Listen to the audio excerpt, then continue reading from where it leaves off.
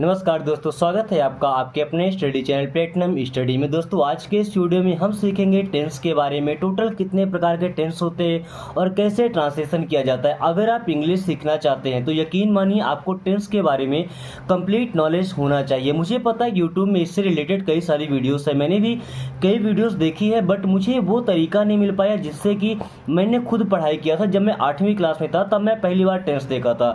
अब 8वीं क्लास के बाद मुझे दोबारा कभी ग्रामर पढ़ने की जरूरत नहीं पड़ी क्योंकि मैंने टेंस को उस टाइम पे काफ़ी ढंग से पढ़ा था। तो मुझे भरोसा है कि अगर आप टेंस को एक बार अच्छे तरीके से सीख लेते हैं तो यकीनन आप इंग्लिश के सेंटेंसेस खुद से क्रिएट करना सीख जाएंगे। बाकी का ग्रामर पोर्शन आप तभी सीख पाएंगे जब आपको टेंस का नॉलेज 100% होगा। तो चलिए शुरू करते हैं। सबसे पहले आप ये समझिए कि टेंस का मतलब क्या होता है। फिर टेंस का मतलब होता है काल, और काल का मतलब क्या होता है? काल भैरव, महाकाल? नो, काल का मतलब होता है समय। तो टेंस को आप सीधा समझ सकते हैं कि टाइम है। ओके, अब समझिए कि टाइम कितने प्रकार से होता है। भाई टाइम तो सबसे पहले जो अभी चल रहा है, तो जो अभी टाइम चल रहा है ना उसे हम बोलते हैं प्रेजेंट टेंस। क्या बोलते हैं उसे? Present tense. और लाइफ में एक बात हमेशा याद रखिएगा कि अगर आप ढंग से ज़िंदगी जीना चाहते हैं तो हमेशा अपने प्रेजेंट पर ही ध्यान दीजिएगा। प्रेजेंट टेंस का मतलब क्या होता है भाई? वर्तमान काल। तो सबसे पहले हमने ले लिया प्रेजेंट टेंस को, ठीक है। अब प्रेजेंट टेंस को बेहतर बनाने के लिए हमें किस टेंस को सीखना पड़ेगा? जो बीत गया है। तो जो समय बीत गया है उसे हम क्या बोलते हैं? Past tense. क्या बोलते हैं? पास्ट टेंस यानी कि भूतकाल। क्या बोलते हैं? पास्ट टेंस यानी कि भूतकाल। होता क्या है कि जब कोई आदमी गुजर जाता है, उसकी डेथ हो जाती है, तो लोग क्या बोलते हैं? भूत बन गया। अब भूत बन गया मतलब क्या? पास्ट हो गया भाई, बीत गया है। तो पास्ट टेंस का मतलब होता है भूतकाल। ओके, जो समय बीत चुका है। एंड थर्ड, जब हमने प्रेजेंट पर ध्यान दे लिया, अपने प्रेजेंट पर, पास्ट से हमने सीख लिया, अब हमें करना क्या है? अपने फ्यूचर को बनाना है, अपने भविष्य को बनाना है। तो थर्ड वन आता है हमारा फ्यूचर टेंस। कौन सा आता है? Future tense. And future means क्या होता है? भविष्य। क्या होता है? फ्यूचर टेंस मीन्स हो जाएगा भविष्य काल। क्या हो जाएगा? भविष्य काल। अभी आप एक चीज समझिए कि टेंस हमारा था एक आदमी, उस टेंस ने 3 बच्चे पैदा कर दिए भाई। कौन कौन से? Present tense, past tense and future tense. अभी ये भी कहाँ रुकने वाले हैं? ये भी बच्चे पैदा करेंगे। अब ये कितने कितने करते हैं, चलिए देख लेते हैं। तो सबसे पहले इन तीनों ने अलग अलग से किया, मतलब तीनों ने इक्वली किया है। तो सबसे पहला इन्होंने किया इनडेफिनिट। कौन सा आ गया? इनडेफिनिट। इनडेफिनिट का मतलब होता है अनिश्चित। जैसे मान लीजिए हिंदी में हम कोई सेंटेंस बोलते हैं, मैं जाता हूँ, मैं जाता था, मैं जाऊँगा। इसमें हमें एक्चुअल में टाइम का पता नहीं होता, हमें समय का पता नहीं होता कि कब जाऊँगा। ओके, मैं जाता हूँ, मैं खाता हूँ, मैं पीता हूँ, लेकिन इसे समय का पता नहीं होता है, ठीक है। तो फिर दूसरा टेंस आया इसी में, कॉन्टिन्यूअस। कौन सा? कॉन्टिन्यूअस। अब कंटिन्यूअस का मतलब क्या होता है? कंटिन्यू होना, कोई भी काम जारी रहना। इससे हमें समझ में आता है कि कोई सेंटेंस, कोई काम चल रहा है। जैसे मैं पढ़ा रहा हूँ, आप पढ़ रहे हैं, वह सीख रही है, वह इंग्लिश बोलना सीख रही है, वह टेंस सीख रही है, वे ग्रामर सीख रहे हैं यार, है ना। हमें इन सेंटेंस से क्या समझ आता है कि काम हो रहा है। ओके, या काम हो रहा था, या काम हो रहा होगा। तो ये चीज़ हमें समझ आता है कंटिन्यूअस से। एंड इसी में थर्ड वन आता है परफेक्ट। कौन सा आता है? परफेक्ट।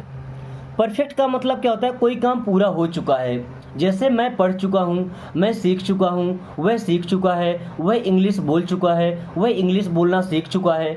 लास्ट में चुका है, चुका था, चुका होगा।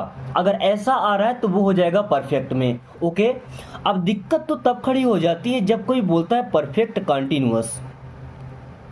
क्या बोल के जाता है? Perfect continuous. चलिए इसकी भी थोड़ी सी कहानी समझते हैं। हम प्रॉपरली ट्रांसलेट करना भी सीखेंगे, लेकिन मेन जो बेसिक चीज़ है, जो सबसे ज़रूरी चीज़ है, जिसको देखना आप स्किप कर देते हैं, देखना पसंद नहीं करते, अगर ये चीज़ आपने नहीं देखा तो यकीन मानिए लाइफ लॉन्ग आप टेंस नहीं सीख पाएंगे। ओके, तो परफेक्ट कंटिन्यूअस। परफेक्ट का मतलब काम पूरा हो चुका है, और कंटिन्यूअस का मतलब चल रहा है। अरे ऐसा कब होता है भाई काम पूरा हो गया और काम चल रहा है? इसका मतलब कि काम का कुछ भाग पूरा हो चुका है और कुछ चल रहा है। जैसे मैं 4 मिनट से पढ़ा रहा हूँ, अब 4 मिनट से पढ़ा रहा हूँ तो कुछ ना कुछ पार्ट तो मेरा पूरा हो चुका है और बाकी का पार्ट अभी चल रहा है।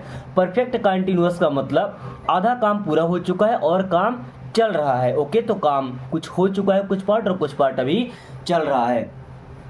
अभी देखिए इन तीनों के प्रेजेंट टेंस के भी इंडेफिनिट, कंटिन्यूअस, परफेक्ट और परफेक्ट कंटिन्यूअस होगा। इसी प्रकार पास्ट के भी और फ्यूचर के भी, यानी कि अभी तक 3 टेंस थे, अब 3 का 4 से मल्टीप्लाई कर दिए, 3 चौके 12 टेंस हो गए। कितने टेंस हो गए? 12 टेंस। ओके, अभी ये 4 के भी 4 अलग अलग प्रकार होते हैं, टेंशन मत लीजिए, आज की एक ही वीडियो में पूरा हम क्लियर कर देंगे।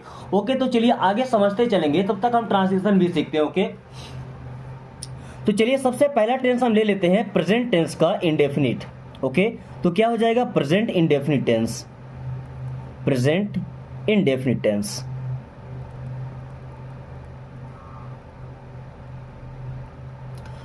अभी सबसे पहले इसकी पहचान करना सीख ले कि हिंदी के सेंटेंस में वाक्य के अंत में लास्ट में क्या आएगा, तो हम पहचानेंगे कि प्रेजेंट टेंस है। अब देखिए, अगर किसी वाक्य के अंत में ता है, ती है, ते हैं, ऐसे वर्ड आ रहे हैं लास्ट में, जैसे वह जाता है, वह जाती है, वे जाते हैं, लास्ट में ते है आ रहा है ना, पक्का आप समझ जाइए कि ये प्रेजेंट इंडेफिनिट टेंस ही है। कौन सा टेंस है? प्रेजेंट इंडेफिनिट टेंस ही है। अब आप इसको आसानी से हिंदी से और इंग्लिश में ट्रांसलेट कर सकते हैं, लेकिन उससे पहले एक और चीज को आप बिल्कुल बारीकी से समझ लीजिए कि पर्सन कितने प्रकार के होते हैं, सब्जेक्ट हमारे कैसे बनते हैं। ओके, तो चलिए हम यहां लिख लेते हैं सिंगुलर। सिंगुलर का मतलब क्या होता है? एक वचन। सिंगुलर मीन्स क्या होता है? एक वचन। एंड यहां पे हम बना लेते हैं प्लूरल। प्लूरल का मतलब क्या होता है? बहुवचन। बहुवचन मतलब एक से जब ज्यादा होंगे। ओके, ये पर्सनल प्रोनाउन है, ठीक है। तो अब यहाँ पे आएगा फर्स्ट पर्सन। कौन सा पर्सन? First person. यहाँ पे बना दीजिए सेकंड पर्सन, और ये हमारा हो जाएगा थर्ड पर्सन। अगर ये चीज सीख लिए ना, तो समझिए कि आपका आधा टेंस तो यहीं से खत्म हो जाता है, क्योंकि जितने भी हेल्पिंग वर्ब लगाना है, जैसे भी ट्रांसलेशन करना है ना, सब इसी का गेम होता है पूरा। तो फर्स्ट पर्सन में होता है आई सिंगुलर में, और प्लूरल में होता है वी। अब इनकी कहानी समझिए। फर्स्ट पर्सन का मतलब बोलने वाला, जो काम करने वाला है, यानी कि मैं, जो बता रहा है बात को, वो होता है फर्स्ट पर्सन। जैसे मैं जाता हूँ सिंगुलर, अगर अकेले जाता हूँ तो मैं जाता हूँ, अगर हम जाते हैं तो वी गो, मीन्स हम जाते हैं, तो क्या हो जाएगा? वी। एंड सेकंड पर्सन, अब सेकंड पर्सन में यू होता है, सिंगुलर में भी यू होगा एंड प्लूरल में भी यू होगा। अब देखिए, अगर आपके सामने एक आदमी खड़ा है तब भी आप उसको तुम बोलेंगे, अगर 4 आदमी खड़े हैं तब भी आप तुम बोलेंगे, यानी कि जो सामने आपके खड़ा है, जिससे आप कोई बात बता रहे हैं, जैसे जस्ट इमेजिन कि आप एक कहानी सुना रहे हैं, तो आप हो गए फर्स्ट पर्सन, जो सुन रहा है वो हो गया सेकंड पर्सन, और जिसके बारे में कहानी सुना रहे हैं वो हो गया थर्ड पर्सन, यानी कि अन्य पुरुष। अब थर्ड पर्सन के सिंगुलर नंबर में आता है ही।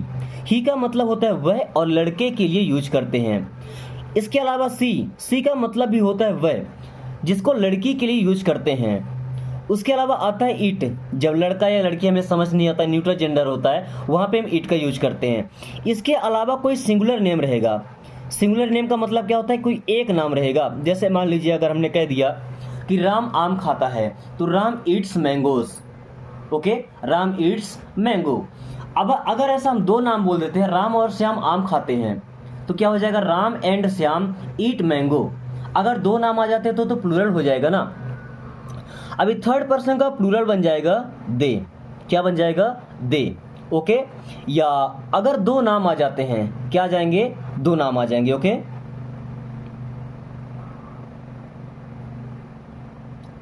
अब इनकी कहानी क्या है, मैंने ये चीज आपको क्या बताया, आप ये बात याद रखिए कि first person singular number I है, first person plural number we है, सेकंड पर्सन का प्लूरल और सिंगुलर दोनों यू ही होता है। ओके, अब थर्ड पर्सन का सिंगुलर नंबर सबसे मेन होता है, थर्ड पर्सन का सिंगुलर नंबर सबसे मेन होता है ही, सी, इट या कोई सिंगुलर नेम आता है, क्योंकि प्रेजेंट टेंस में यही अभी यूज होने वाला है। चलिए, अब अगर हम एक सेंटेंस मान लेते हैं कि राम खाता है, क्या? राम खाता है, तो सबसे पहले तुम क्या लिखेंगे? राम। अब खाता है, खाने के लिए क्या वर्ब यूज होता है? ईट, EAT। लेकिन यहां पे बात खत्म नहीं होती। प्रेजेंट इंडेफिनिट टेंस में अगर थर्ड पर्सन सिंगुलर नंबर आ रहा है या सिंगुलर नाम होगा, ही, सी, इट आएगा, तो वर्ब को भी सिंगुलर बनाना पड़ेगा। जितने वर्ब आप पढ़ते हैं, गो, ईट, प्ले, ये सब हमेशा होते हैं प्लूरल फॉर्म में, इनको सिंगुलर बनाना पड़ता है। और केवल किसके लिए? थर्ड पर्सन और सिंगुलर नंबर के लिए तो वर्ब के साथ में यस, ईएस या आईईएस लगाया जाता है, तो क्या हो जाएगा राम ईट्स। क्या होगा राम ईट्स, और ये अभी आपका सेंटेंस कंप्लीट होता है। ओके, तो सबसे पहले हम सीखेंगे इसका अफर्मेटिव पार्ट। अब अफर्मेटिव का मतलब क्या होता है सकारात्मक। अफर्मेटिव मीन्स क्या होता है भाई सकारात्मक, जिसमें नेगेटिव चीज नहीं होगी, क्वेश्चन नहीं किया जाएगा। ओके, तो अफर्मेटिव मीन्स क्या हो गया सकारात्मक। अब इसका स्ट्रक्चर देख लीजिए, सबसे पहले हमें सब्जेक्ट लगाना होता है, उसके बाद में वर्ब का फर्स्ट फॉर्म लगाते हैं, और उसके बाद में ऑब्जेक्ट, और लास्ट में फुल स्टॉप लगाते हैं। दोस्तों मुझे लगता है कि मेरी वीडियो थोड़ी लंबी हो रही है।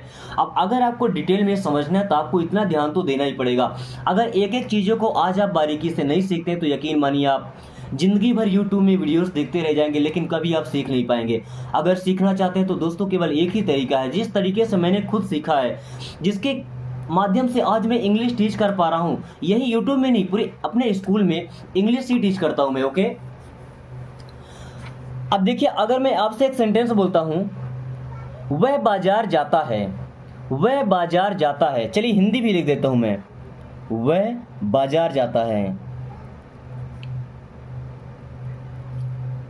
अब देखिए, अब सब्जेक्ट हम कैसे पहचानेंगे, सब्जेक्ट मतलब जो काम करने वाला है, तो काम करने वाला कौन है वह, और वह लड़का है ना, क्योंकि जाता है तो लड़का है, अगर जाती है तो लड़की होती। अब वह बाजार जाता है तो वह के लिए आ जाएगा ही, क्या होगा ही। चलिए, अब ही के बाद हमको क्या लगाना है वर्ब का फर्स्ट फॉर्म।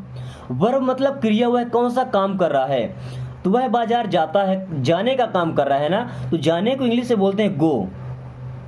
लेकिन अब ही है थर्ड पर्सन सिंगुलर नंबर, तो वर्ब के साथ में या तो यस लगाएंगे, या तो ईएस लगाएंगे, या तो आईईएस लगाएंगे। अब ये तीनों चीजें अलग अलग वर्ड के साथ अलग अलग चीजें लगती हैं। जब आप प्रैक्टिस करेंगे तो आपको समझ आएगा, ठीक है, किस वर्ब के साथ कौन सा यस, ईएस या आईएस लगता है, ये आप अच्छी तरीके से समझ जाएंगे। ओके, तो अब गो में लगता है ईएस, तो ही गोस। अब कहाँ जाता है, तो to market, he goes to market means वह बाजार जाता है। देखिए कितनी आसानी से आपने सेंटेंस बना लिया, ही गोस टू मार्केट। अब अगर यही हम ये कह देते हैं कि वह खाना खाता है, क्या वह खाना खाता है, तो वह के लिए आएगा ही। क्या काम करता है, खाता है ना, तो खाने को बोलते हैं ईट, ईट के साथ लग जाएगा एस, ही ईट्स। क्या खाता है, खाना खाता है, तो he eats food, food means होता है भोजन, ही ईट्स फूड, वह खाना खाता है। अब अगर वह क्रिकेट खेलता है, क्या वह क्रिकेट खेलता है, तो ही खेलने को बोलते हैं प्ले, और प्ले में लग जाएगा एस, तो ही प्लेस क्रिकेट। क्या हो जाएगा, ही प्लेस क्रिकेट, और लास्ट में फुल स्टॉप लगाना बिल्कुल मत भूलिएगा।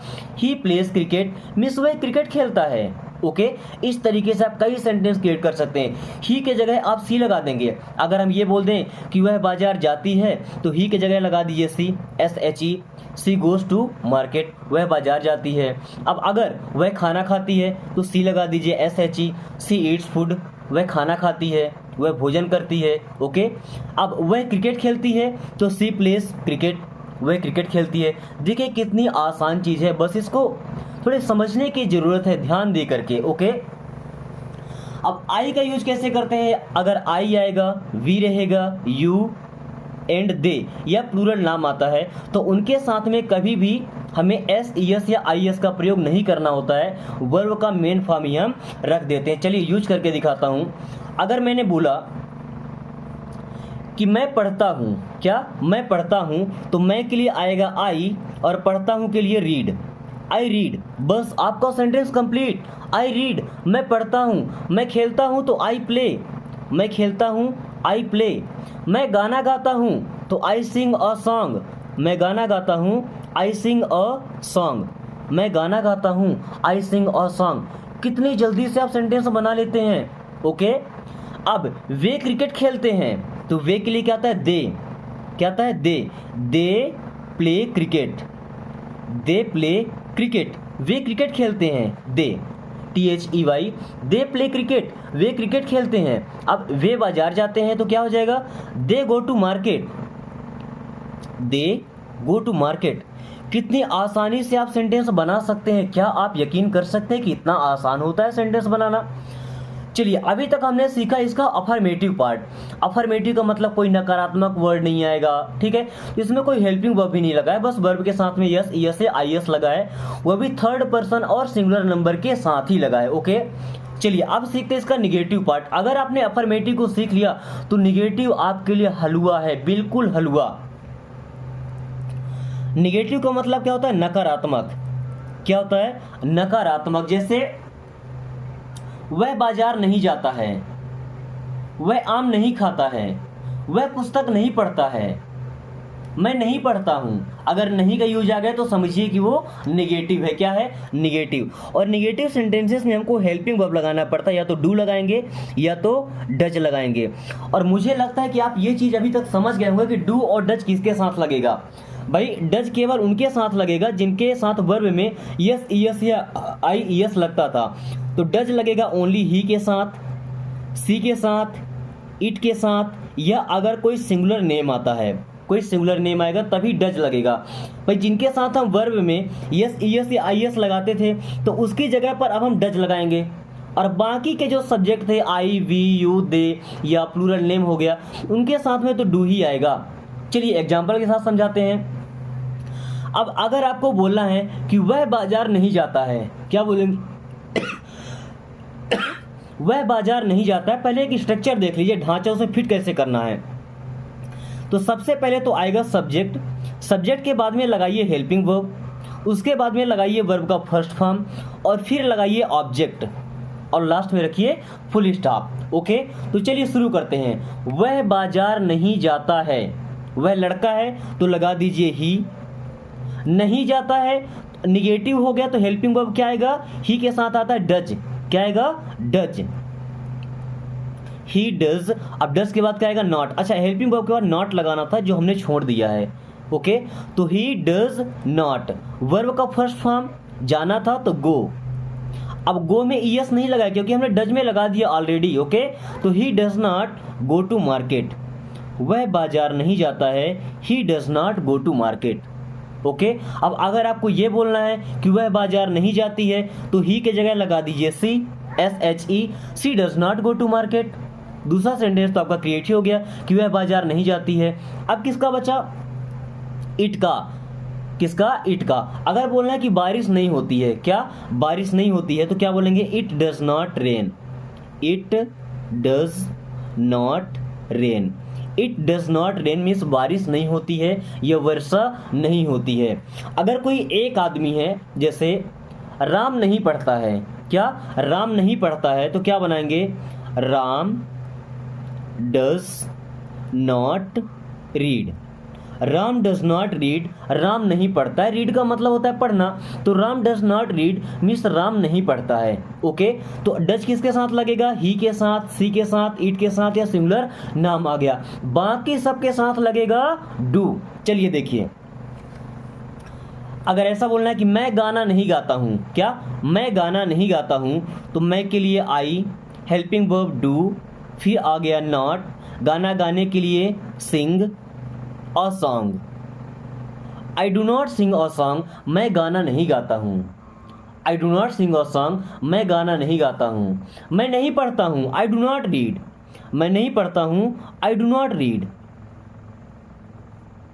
डू नॉट को आप शॉर्टकट में डोंट भी बोल सकते हैं। ओके, डू नॉट को आप, कई बार मैं स्पोकन क्लास आपको दिया हूँ तो डू नॉट को शॉर्ट में आपको डोंट ही पढ़ाया है। तो आई डोंट रीड, मैं नहीं पढ़ता हूँ। मैं नहीं जाता हूँ, आई डोंट गो। मैं नहीं देखता हूँ, I don't see. I don't watch, I don't look, मैं नहीं देखता हूँ। ओके, चलिए अब किसके साथ? दे के साथ यूज करना है। जैसे वे क्रिकेट नहीं खेलते हैं, क्या वे क्रिकेट नहीं खेलते हैं, तो they do not play cricket. They do not play cricket, way cricket नहीं खेलते हैं। या अगर दो नाम आ जाता है, राम और श्याम क्रिकेट नहीं खेलते हैं, तो क्या लिखेंगे? Ram and Shyam do not play cricket. क्या लिखेंगे? Ram and Shyam do not play cricket. Ram and Shyam, Ram और श्याम, तो Ram and Shyam do not play cricket. Okay, मुझे लगता है कि कम से कम ये 2 प्रकार के टेंस आपने सीख लिए होंगे। अब चलिए हम तीसरा सीखते हैं, इसका इंट्रोगेटिव क्रिएट करना। ये हमारा पहला टेंस है।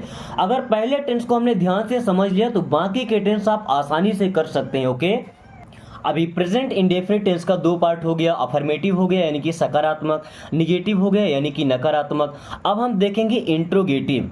कौन सा? इंट्रोगेटिव। इंट्रोगेटिव का मतलब होता है प्रश्नवाचक। क्या होता है? प्रश्नवाचक। अगर इस सेंटेंस में या इस टेंस में हम ट्रांसलेट करें तो लास्ट में क्वेश्चन मार्क भी हमको लगाना पड़ता है, यानी कि इंट्रोगेटिव साइन भी हमको लगाना पड़ता है। ओके, तो इसका स्ट्रक्चर देख लीजिए। तो सबसे पहले हमको लगाना पड़ेगा हेल्पिंग वर्ब। ओके, उसके बाद में आ जाएगा सब्जेक्ट, उसके बाद में वर्ब का फर्स्ट फॉर्म, उसके बाद में ऑब्जेक्ट और उसके बाद में आएगा क्वेश्चन मार्क। अभी तक हम फुल स्टॉप लगाते थे, अब आएगा इंट्रोगेटिव साइन यानी कि क्वेश्चन मार्क। अब इसका सेंटेंस कैसे बनता है? जैसे क्या वह जाती है, क्या वह जाती है, क्या वह जाती है। अब देखिए हमने क्या से शुरू किया ना, सॉरी लास्ट में क्वेश्चन मार्क होगा। ओके, तो क्या वह जाती है क्वेश्चन किया गया तो हम पहचान गए कि इंट्रोगेटिव वाला पार्ट है। और जब भी इंट्रोगेटिव सेंटेंस आएगा तो सबसे पहले तो हमको हेल्पिंग वर्ब ही लगाना है। ओके, अब जाती है मतलब कि किसका है? प्रेजेंट इंडेफिनिट टेंस का। तो हेल्पिंग वर्ब हमारा क्या होता है? डू या डज। क्या होता है? डू या डज। अब देखिए क्या वह जाती है, तो वह के लिए क्या आएगा? सी। अब आप बताइए सी के साथ क्या लगता है? भाई डज लगता है ना। तो अब हेल्पिंग वर्ब पहले आप लिखिए डज सी, डज सी। अब वर्ब हमारा क्या है? जाना, जाती है। तो डज सी गो, क्या वह जाती है? डज सी गो, क्या वह जाती है। अब अगर ऐसा बोलना है क्या वह जाता है तो डज ही गो, क्या वह जाता है? डज ही गो, क्या वह जाता है? डज ही गो, क्या वह जाता है। अगर लास्ट में क्वेश्चन मार्क आप लगाना भूल जाते हैं तो समझिए आपका सेंटेंस गलत हो गया। ओके, अब अगर ऐसा बोलना हो कि क्या तुम किताब पढ़ते हो, क्या तुम किताब पढ़ते हो, तो क्या हो जाएगा? Do you read book, do you read book, क्या तुम किताब पढ़ते हो? डू यू रीड बुक, क्या तुम पढ़ते हो किताब? डू यू रीड बुक, क्या तुम किताब पढ़ते हो। ओके, अभी किताब हमारा क्या है? ऑब्जेक्ट है। किताब क्या है? ऑब्जेक्ट।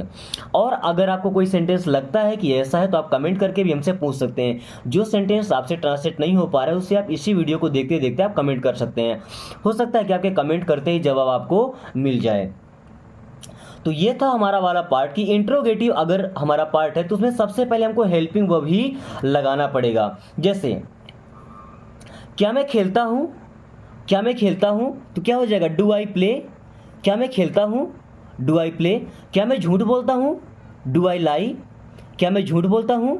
डू आई लाई। क्या हम जाते हैं? डू वी गो, क्या हम जाते हैं? Do we go. क्या हम बाजार जाते हैं? Do we go to market, क्या तुम बाजार जाते हो? Do you go to market. क्या तुम पढ़ते हो? Do you study. ओके, चलिए अब इसी में अगला पार्ट हमारा बनता है इंट्रोगेटिव निगेटिव का। कौन सा? इंट्रोगेटिव निगेटिव, यानी कि वो प्रश्नवाचक भी होगा और साथ में निगेटिव भी होगा। Interrogative negative. अब ये सेंटेंस कैसे बनता है? क्या तुम नहीं जाते हो, क्या वह नहीं जाती है, क्या वह नहीं पढ़ती है, क्या वह नहीं सीखती है, क्या वह नहीं दौड़ती है। क्या भी आ रहा है यानी क्वेश्चन भी किया जा रहा है और बाद में नहीं भी आ रहा है, यानी कि क्या हो गया हमारा? Interrogative negative. क्या बना? Interrogative negative. तो चलिए अब इसका स्ट्रक्चर क्या बन जाएगा? सबसे पहले आपको लगाना है हेल्पिंग वर्ब। हेल्पिंग वर्ब आपको हमेशा लगाना होता है सब्जेक्ट के अकॉर्डिंग, जो सब्जेक्ट आएगा उसी का हेल्पिंग वर्ब आपको लगाना है। पहले से आपको नहीं लगा लेना कि डू लगाएं कि डज लगाएं। सब्जेक्ट को देख लीजिए, सब्जेक्ट क्या है उसके अकॉर्डिंग आप हेल्पिंग वर्ब लगाइए। उसके बाद आएगा सब्जेक्ट, उसके बाद आएगा नॉट, फिर वर्ब का फर्स्ट फॉर्म एंड देन आएगा ऑब्जेक्ट। ओके, चलिए अब कोई सेंटेंस बोलिए। जैसे क्या वह विद्यालय नहीं जाती है,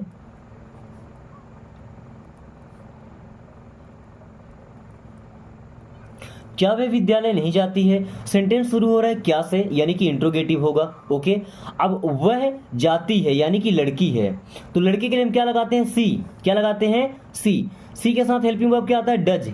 क्या आता है? डज। तो अब यहाँ क्या लिखेंगे? डज, हेल्पिंग वर्ब आ गया। सब्जेक्ट हमारा क्या है? सी। डज सी, अब नॉट, क्योंकि नहीं जाती है तो नॉट। वर्ब का फर्स्ट फॉर्म जाना क्या बोलते हैं? गो। कहाँ नहीं जाती है? स्कूल, विद्यालय। कितने ही सेंटेंस आप क्रिएट कर सकते हैं अगर ऐसा बोला जाए आपसे कि क्या वह विद्यालय नहीं जाता है लड़के के लिए, तो does he not go to school. Okay. क्या वह बाजार नहीं जाती है? Does she not go to market. कितने ही सेंटेंसेस आप क्रिएट कर सकते हैं, बस आपको ध्यान रखना है इंट्रोगेटिव नेगेटिव है तो पहले आपको हेल्पिंग वर्ब लगाना पड़ेगा और सब्जेक्ट के बाद में आपको नॉट लगाना पड़ेगा, बाकी तो सेम ही रूल है। ओके। जैसे क्या मैं नहीं बोलता हूँ, क्या मैं नहीं बोलता हूँ, तो do I not speak. Do I not speak, क्या मैं नहीं बोलता हूँ। Do I not speak English, क्या मैं इंग्लिश नहीं बोलता हूँ, तो do I not speak English. क्या मैं इंग्लिश नहीं बोलता हूँ, do I not speak English. Okay. इस तरीके से आप आसानी से इसको भी ट्रांसलेट कर सकते हैं। ओके। तो मुझे लगता है कि आपने प्रेजेंट इंडेफिनिट को सीख लिया होगा, तो चलिए कंटिन्यू करते हैं हम प्रेजेंट कंटिन्यूअस टेंस को। किसको? प्रेजेंट कंटिन्यूअस टेंस को। Present continuous tense. ओके। अब प्रेजेंट कंटिन्यूअस टेंस की पहचान क्या होगी? भाई सेंटेंस के लास्ट में लिखा होगा कि रहा है, रही है या रहे हैं। अगर ऐसा कुछ देखने को मिल जा रहा है सेंटेंस के लास्ट में, हिंदी के सेंटेंस के लास्ट में, तो समझ जाइए कि यह एग्जाम्पल है प्रेजेंट कंटिन्यूअस टेंस का। अब इसका हेल्पिंग वर्ब क्या क्या होता है? हेल्पिंग वर्ब होता है एम, इज और आर। क्या क्या होता है? Is, am, are. ठीक है। अब एम लगता है केवल आई के साथ, इज लगेगा ही के साथ, सी के साथ, इट के साथ या कोई सिंगुलर नेम आएगा तो। ओके। आर लगेगा दे के साथ, यू के साथ, वी के साथ या प्लूरल नेम आता है तो कैसा नेम? प्लूरल नेम रहेगा तो। ओके। एम केवल लगेगा आई के साथ में, इज लगेगा ही, सी, इट के साथ में या किसी सिंगुलर नाम के साथ में, और आर लगेगा दे के साथ, यू के साथ और वी के साथ। तो चलिए हम पहले इसका स्ट्रक्चर देख लेते हैं। सबसे पहले तो लिखा जाएगा हमारा सब्जेक्ट, उसके बाद आएगा वर्ब का फर्स्ट फॉर्म, और वर्ब के फर्स्ट फॉर्म में हमको आईएनजी लगा देना है। क्या लगाना है? आईएनजी। ओके। एंड इसके बाद में सब्जेक्ट के बाद में हेल्पिंग वर्ब आना था। सब्जेक्ट के बाद क्या आएगा? हेल्पिंग वर्ब आएगा। उसके बाद में आएगा वर्ब का फर्स्ट फॉर्म और प्लस में आईएनजी, ये दोनों साथ में ही रहेंगे। ओके। इसके बाद में आएगा ऑब्जेक्ट। क्या आएगा? ऑब्जेक्ट, और लास्ट में फुल स्टॉप। यानी कि अभी हम अफर्मेटिव को सीख रहे हैं। अब अगर एक बार हमने सीख लिया है अफर्मेटिव, निगेटिव, इंट्रोगेटिव और इंट्रोगेटिव नेगेटिव, तो हमको नहीं लगता कि सभी में वो चीज़ समझाने की जरूरत है। हम सेंटेंस बताएंगे और आसानी से आप ट्रांसलेट भी कर लेंगे। ओके। यहाँ पे क्या हो गया? Subject, helping verb, verb plus ING और ऑब्जेक्ट। अब एक सेंटेंस बोल रहा हूं मैं,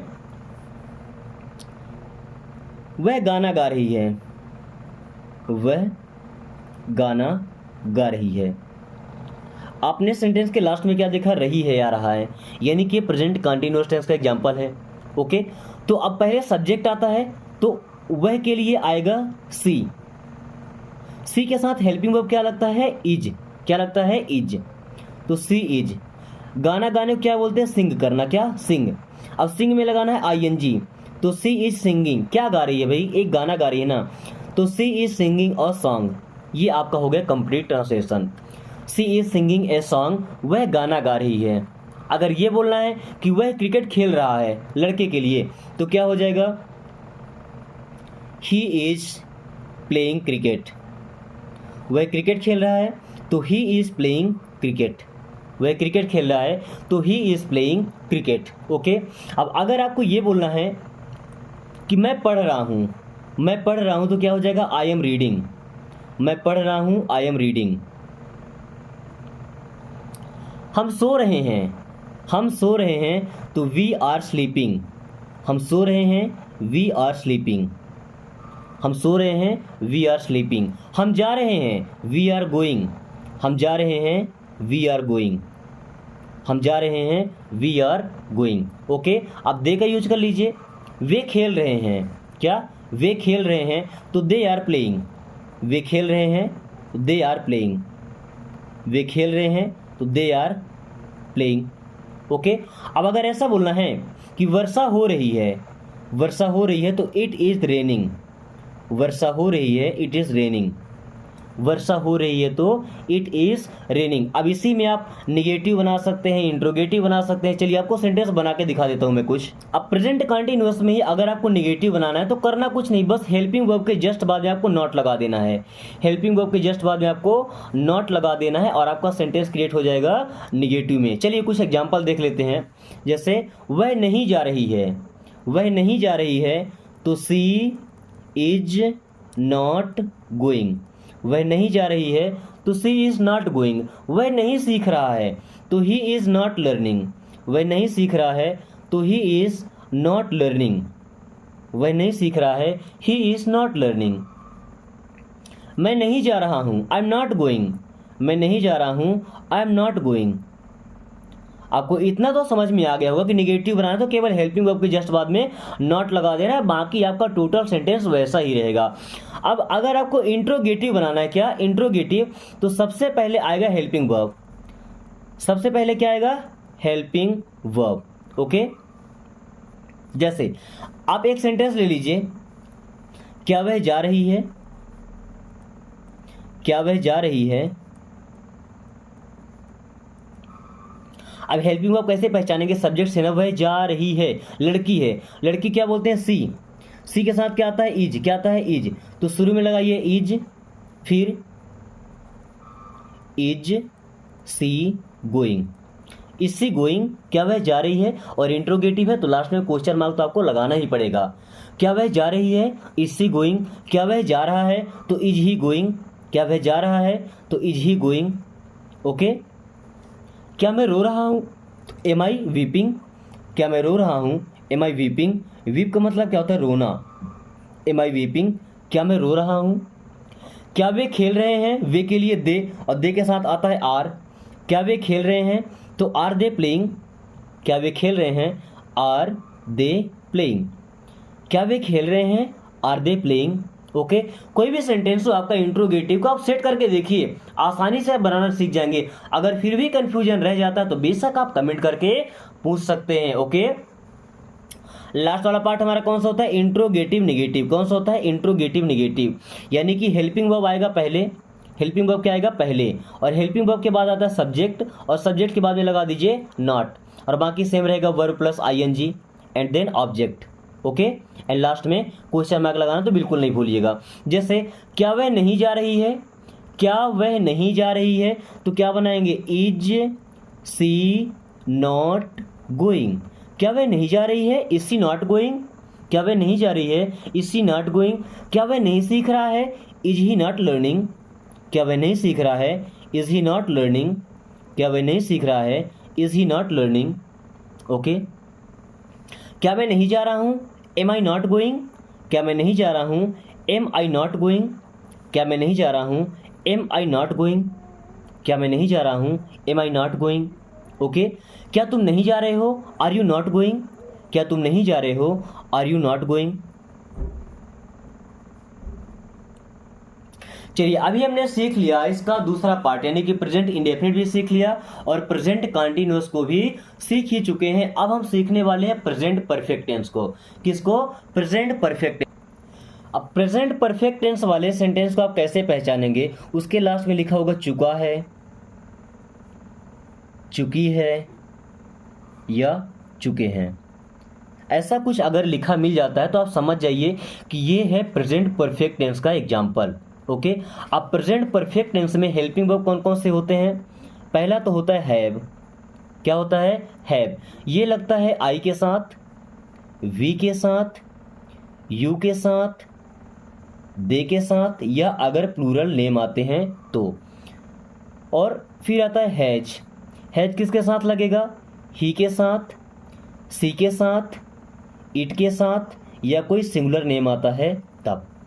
कितने? केवल दो ही हेल्पिंग वर्ब होते हैं। ओके, ये चीज़ याद रखिएगा। तो ये प्रेजेंट परफेक्ट कंटिन्यूअस में भी काम करेगा आपके लिए। ओके, और हमेशा वर्ब का थर्ड फॉर्म ही लगेगा। अब वर्ब का थर्ड फॉर्म मतलब क्या होता है? जैसे गो। गो मीन्स क्या होता है? जाना। तो गो का सेकंड फॉर्म होता है वेंट, एंड थर्ड फॉर्म होता है गॉन। क्या होता है? गॉन। ओके, अब प्ले। प्ले मीन्स होता है खेलना। तो प्ले, प्लेड, प्लेड। ओके।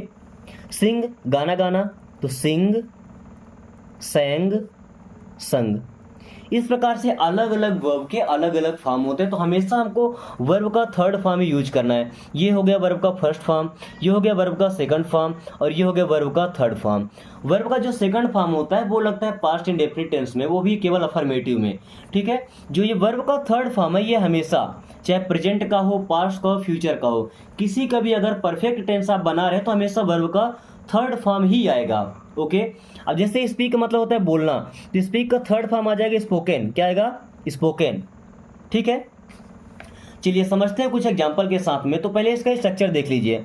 सबसे पहले तो आएगा सब्जेक्ट, फिर आएगा वर्ब का third form, sorry helping verb आएगा, हेल्पिंग वर्ब के बाद आएगा वर्ब का थर्ड फॉर्म, और फिर आएगा ऑब्जेक्ट। एक सेंटेंस में लिखता हूं, ठीक है।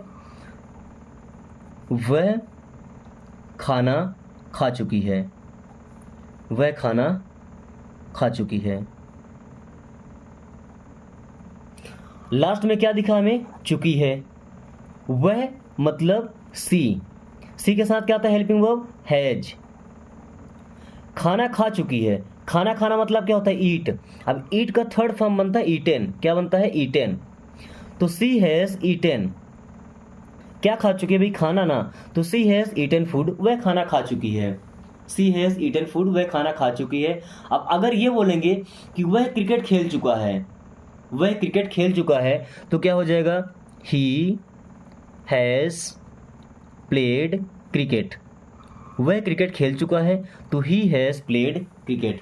इस तरीके से आप हेल्पिंग वर्ब लगा के बना सकते हैं। अब जैसे मैं अपना काम कर चुका हूं, मैं अपना काम कर चुका हूं, तो I have done my work, I have done my work, I have done my work, my work means अपना काम।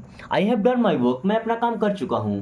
अगर मैं अपना काम पूरा कर चुका हूं तो I have completed my work, मैं अपना काम पूरा कर चुका हूं। ओके। इसी में से आप निगेटिव भी बना सकते हैं, इंट्रोगेटिव बना सकते हैं। अब अगर निगेटिव बनाना है तो हेल्पिंग वर्ब के जस्ट बाद में आप नॉट लगा दीजिए सभी में। ओके। अब अगर इंट्रोगेटिव बनाना है तो हैज को उठा के शुरू में लगा दीजिए। जैसे देखिएगा, has she eaten food, has she eaten food, क्या वह खाना खा चुकी है? बन गया। अब अगर ये बनाना है क्या वह खाना नहीं खा चुकी है, तो has she not eaten food, has she not eaten food. अगर आपने पहले वाले को ढंग से सीखा है, यानी कि जो प्रेजेंट इंडेफिनिट में हमने सिखाया था इंट्रोगेटिव में कन्वर्ट करना, निगेटिव में कन्वर्ट करना, आप अच्छे तरीके से समझ जाएंगे। अगर आपको निगेटिव बनाना है तो सिंपल सा हेल्पिंग वर्ब के बाद में नॉट लगा दीजिए, आपका सेंटेंस किस में कन्वर्ट हो गया? निगेटिव पार्ट में। इंट्रोगेटिव बनाना है तो कुछ नहीं करना, बस हेल्पिंग वर्ब को यहां से उठा के शुरू में लाके रख दीजिए, सेंटेंस के पहले लाके रख दीजिए, तो बन जाएगा इंट्रोगेटिव में। अब अगर इंट्रोगेटिव निगेटिव बनाना है तो पहले हेल्पिंग वर्ब ले लीजिए, फिर सब्जेक्ट ले लीजिए, फिर नॉट लगा दीजिए, और बाकी का पार्ट सेम रहने दीजिए। ये तो आपने पहले भी सीख चुका है ना, यानी कि ये सेंटेंस भी आपका कंप्लीट हो चुका। इस टेंस को भी आप आसानी से कर लेंगे। जैसे क्या वह बाजार जा चुकी है, तो क्या बोलेंगे? Has she gone to the market, gone to market या gone to the market. Has she gone to the market, क्या वह बाजार जा चुकी है? ओके। चलिए इस तरीके से आप अलग अलग सेंटेंस लीजिए और उनको ट्रांसलेट करने का कोशिश कीजिए। अगर कोई भी सेंटेंस होता है जिसे आप ट्रांसलेट नहीं कर पाते तो बेशक तुरंत आप कमेंट करके हमसे पूछ सकते हैं, हम उसको ट्रांसलेट करके बताएंगे और कौन सा रूल लगा है आपको ये चीजें भी सिखा देंगे। अब प्रेजेंट टेंस का चौथा पार्ट आ चुका है, प्रेजेंट परफेक्ट कंटीन्यूअस टेंस।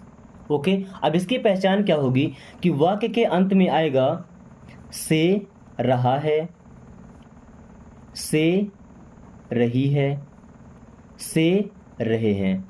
अब देखिए जो प्रेजेंट कंटीन्यूअस टेंस होता है और प्रेजेंट परफेक्ट कंटीन्यूअस टेंस में बस एक ही बात का अंतर होता है कि प्रेजेंट कंटीन्यूअस में क्या बोला गया था कि वह बाजार जा रहा है, वह काम कर रहा है।